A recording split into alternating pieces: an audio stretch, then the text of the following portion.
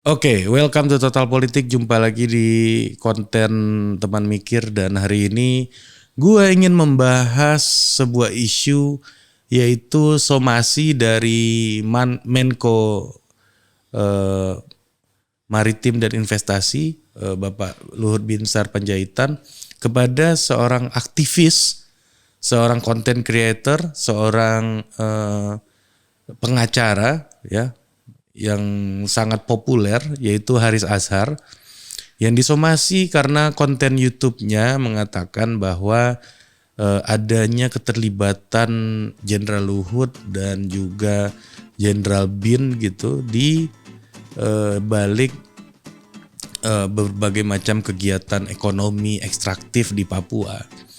Dan untuk membahas itu hari ini gue sudah bersama sang aktivis Haris Azhar.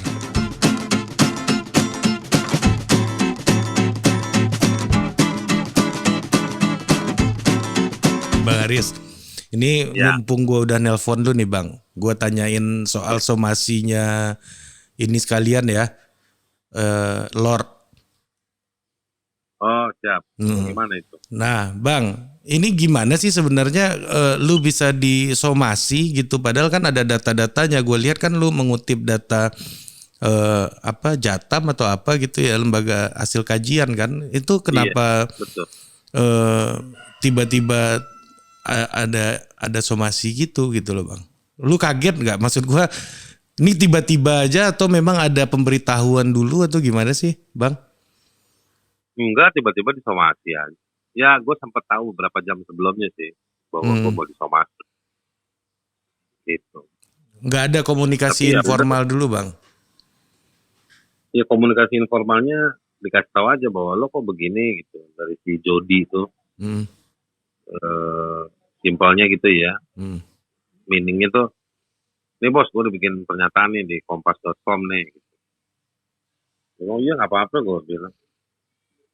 Gue bilang kenapa gue ikut disomasi? Gue bilang, buktinya kan yang lu permasalahin laporannya. Ini malah soal penyampaiannya gitu. Nah, laporan itu nggak pernah dibantah sampai hari ini. Lucunya itu. Hmm. Tapi lu diminta-minta Gitu. maaf ini udah lewat waktu kan ini? Iya, ya gue minta maaf karena gue tidak bisa memenuhi permintaan maaf itu aja sih.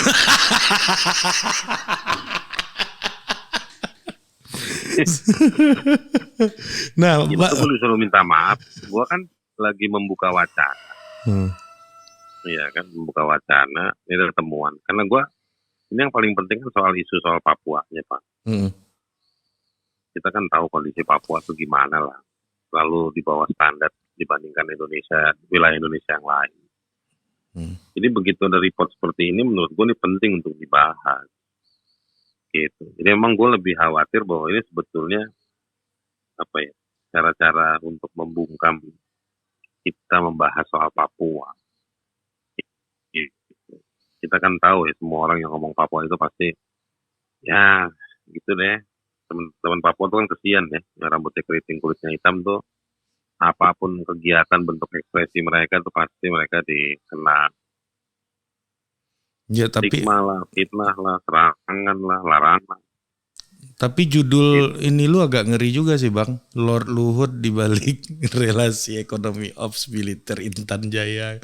Jenderal Bin juga ada gitu kan. Lu Ya memang. kan reportnya bilang begitu. Hmm. Kalau lu baca reportnya mereka Hmm. menyatakan itu. Nah, Halo Bang. ini kan Hmm. mereka itu kan semua kan pejabat negara, ya, Hmm. pejabat publik. Yang di report itu tuh digambarin bagaimana mereka punya kedudukan-kedudukan dalam unit-unit usaha atau bisnis. Betul. Nah, itu yang dipertanyakan sama laporan itu. Makanya laporan itu kan ada dua bagian. Kan satu tentang operasi, satu lagi tentang praktek bisnisnya. Hmm. Itu. Nah, jadi itu yang coba digambarkan. Itu. Nah, itu disampaikan oleh Owi sama si Fatia. Ya. Hmm. Gitu. Tapi pinter juga mereka cara nyeternya itu pernyataan yang di luar dari teks yang ada di laporan. Gitu. Jadi memang ini kelihatan mau ya kalau ini bahasanya kalau dalam advokasi serangan terhadap warga sipil, kita udah pernah bahas dulu Rik, ya soal ini kan. Iya, betul. Serangan terhadap warga sipil, tapi dengan frase yang tidak ada dalam laporan. Padahal kan frase-frase itu muncul sebagai ekspresi ya, atau kesimpulan-kesimpulan atau penghantar ya, kalimat-kalimat penghantar dari temuan-temuan di dalam laporan. Oh, Mereka ingin memisahkan antara laporan dengan antara laporan dengan Fathia dan gue gitu. jadi Tapi ya organisasi-organisasi yang ikut berbicara itu akan maju semua nanti mereka oke. gitu. Oke, jadi Menarik. yang mereka inginkan apa sih sebenarnya Bang? Laporan itu udah terpublikasi. Terus lu ngomong di YouTube lu Bang, Laporan itu ya Bang? mhm. Udah terpublikasi, Jadi lu gue ngomong di YouTube lu dianggap di luar laporan tersebut. Sehingga yang harusnya dibacain yang ada di laporan tersebut aja gitu. Atau gimana sih maksudnya? nggak ngerti, pokoknya gue itu memfitnah atau menghina gitu ya. Dan gue disuruh minta maaf kalau pakai pendekatan somasi itu. Jadi bikin video minta maaf ke Luhut Binsar Panjaitan, dan gue disuruh ngupload ke channel gue sendiri gitu. Itu ternyata gue tawar pakai channel lo aja Ri, boleh nggak Ri? Kan udah minta Ya kan? maaf lu tadi itu. Iya. Nah, Bang, jadi udah Iya. sampai mana itu kasus itu sekarang, Bang? Kayaknya mereka mau laporin polisi ya udah ya, karena dua kali somasi, gue udah 2 kali jawab juga sih. Mungkin mereka pakai telat lah, atau gue nggak nurutin kemauan mereka mau lapor polisi kayaknya. Ya nanti kalau gue ditahan lu jemput gue lari. Iya, nanti gua kirim rendang sama KFC, Bang. Nah, mantep tuh. Ya kan, rendang Bukit Tinggi tuh mantep. Ya. Ya kan. Nah, Bang, apa namanya? Ini kan sebenarnya di luar soal lu tadi kan. Berarti banyak dong report-report masyarakat sipil ini yang nggak ternarasikan gitu ya. Kalau ternarasikan semua mungkin semua masyarakat sipil udah kena somasi juga kali ya Bang ya. Iya, banyak sebetulnya laporan-laporan bagus. Tadi pagi gue baru dapat tuh dikirimin sama teman tentang apa namanya, bisnis nikel, dampak buruk dari bisnis nikel potensinya. Ada juga Kan kita mau jenderal alih yang terlibat Bang. ya ada lapangan tengah, ya ada lapangan tengah.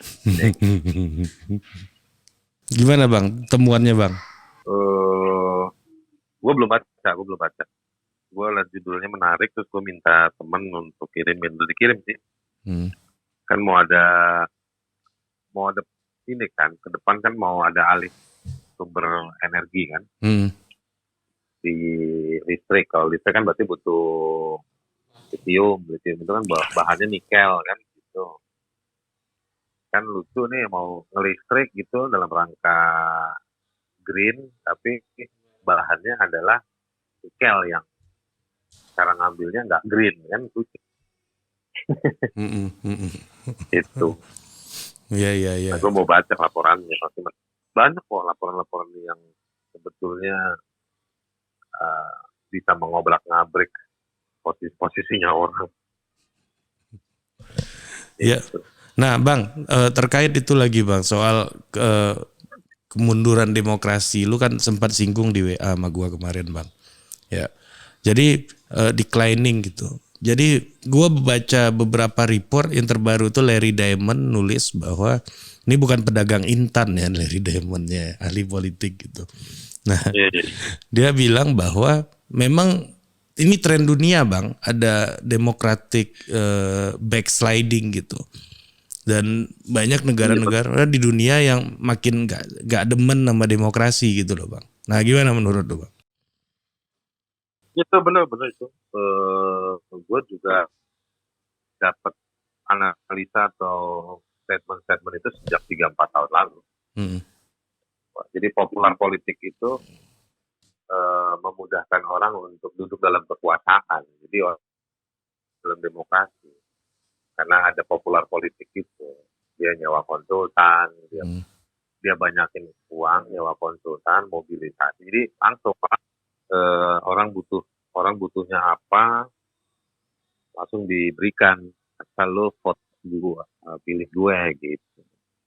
Nah, jadi nggak kompetitif, jadi nggak keuji bahwa orang itu memang ngerti, ahli, pengalaman, punya perilaku yang baik, punya komitmen pada dari sisi perilaku dan juga tujuan yang sah menurut demokrasi dan rule of law. Itu nggak teruji karena ada popular politik tadi. Hmm. Nah, orang Indonesia juga gitu menurut lu, Bang? kena Indonesia kena. Kan kasus Donald Trump, kasusnya Bolsonaro, Austria aja ya, di tengah-tengah Eropa kena wabah popular politik. Lalu di India banyak popular politik itu, ya lu ngerti juga lah ya sebetulnya. Popular politik itu kan pakai, ada lapisannya kan, ada justifikatornya apa. Kalau di Modi di India itu dia pakai nasionalisme Hindu kan, Hindu nasionalisme. Ya ada justifikatornya, ada instrumennya, ada pasukannya, lengkap lah semua. Di mana-mana itu kejadian. Nah, gitu. Bang, kan lu sempat bilang bahwa ada kemunduran dari masyarakat sipil di podcast kita yang waktu itu gitu ya. Nah, ternyata kalau masyarakat sipil ini dibunyiin kayak yang lu lakukan ini bahaya juga ternyata, Bang. Gimana gue kalau masyarakat sipil apa? Diberikan ruang yang luas untuk menyampaikan pikirannya kayak yang lu lakukan kemarin gitu ya. Bahaya juga ternyata gitu. Bahaya itu dalam arti gimana? Gue nggak ngerti. Iya, membahayakan mereka. Membuat kekuasaan agak ngeri-ngeri juga sampai somasi lu itu kan. Ya makanya popular politik itu kan secara substansi kan sebetulnya nggak sebagus kepopularannya mereka. Nah, ketika substansinya para penguasa di berbagai belahan bumi ini dikritik, maka justru kemudian mereka diserang dengan satu keyakinan bahwa para penguasa ini karena mereka populer, jadi mereka bisa ngapa-ngapain aja seenaknya gitu. Nah, itulah yang kejadian. Jadi makanya lu bilang masyarakat sipil di banyak belahan ini banyak yang dipenjarain, dibunuh, diganggu organisasinya, itu banyak, lagi meningkat jumlahnya gila-gila gitu. Dan popular politik ini menariknya ujung-ujungnya adalah kapital juga. Makanya yang paling banyak aktivis yang jadi korban serangan itu adalah lingkungan. Karena di situ kapital concentrated gitu ya. Dampak buruknya pada lingkungan. Jadi aktivis-aktivis hak ya, lingkungan hidup gitu, atau aktivis sosial yang bersuara tentang bisnis itu udah banyak yang jadi korban, Bos. Itu datanya ada kayak gitu. Jadi ya makanya ya ini lagi kejadian, lagi ngetren gitu. Tren yang tidak sehat tapi kejadian gitu. Ini kayak film pelatihannya NGO itu Chico Mendes itu, ingat gak lu, Bang? Chico Mendes. Iya. Chico Mendes, benar. Film-film tontonan wajib kalau lu bekerja di sektor NGO itu. Iya. Sama Erin Brockovich. Iya betul, itu satu lagi itu, Erin Brockovich itu. Oke, Bang Aris, terima kasih banyak Bang Aris. Gua memulai ini buat nelpon tokoh-tokoh. Jadi kalau gua ngajak pakai Zoom atau pakai StreamYard itu biasanya kan capek buat setup Bang. Kalau kayak begini kan gua langsung lu mau nggak pakai baju juga orang nggak tahu kan ini kan. Sambil mesen kopi padahal gua Oke Bang Aries, Lu selamat nggak tahu melanjutkan kan. aktivitas Bang Aries. Oke, Terima kasih Bang Aries. jangan lupa mandi nih. Thank you nih. Udah mandi gua kan nyalain kamera Bang. Oke. Oh iya. Oke Bang. Assalamualaikum.